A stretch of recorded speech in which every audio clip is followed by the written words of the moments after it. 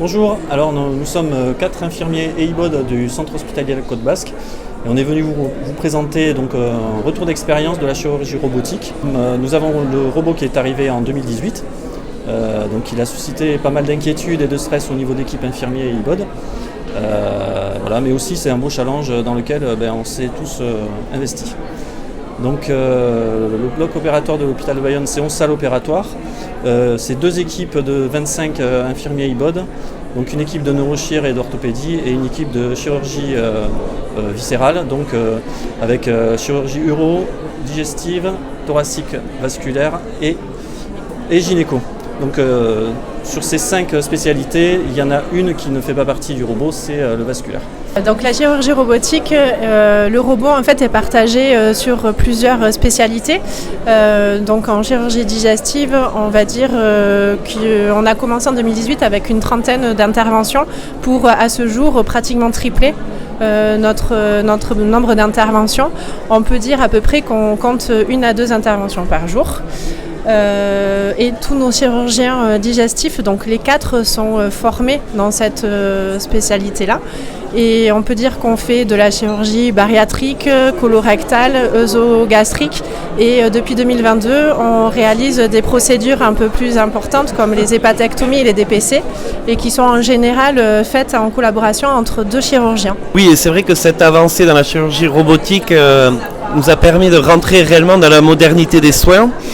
Et d'associer réellement notre travail à la gestion du risque, à une démarche qualité, ce qui nous a permis de nous adapter par des outils propres et créés en interne au bloc, afin de lutter contre tous les risques inhérents à notre exercice professionnel.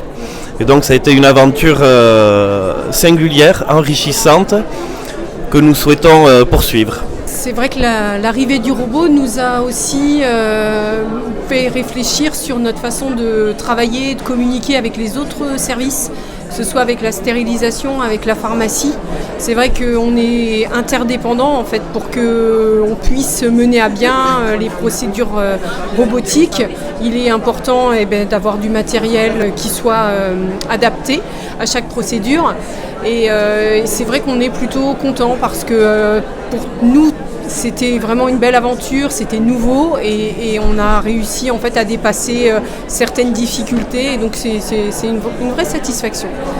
Donc voilà, on peut dire qu'on est content de notre expérience. On est content aussi aujourd'hui d'être là pour pouvoir partager en fait avec les autres blocs opératoires, de pouvoir faire partager notre expérience et pouvoir recevoir leur expérience. Tout le petit point d'amélioration pour améliorer nos compétences, ça serait peut-être de se former dans le rôle d'aide opératoire qu'on ne pratique pas suffisamment. Et pour finir, je me permettrai une image, dans le sens où le robot est quelque part une machine, mais je pense qu'elle a amené quand même au bloc plus d'échanges entre le personnel et qui a permis de redonner un élan au travail d'équipe et à l'échange entre tous les professionnels de santé exerçant autour du robot.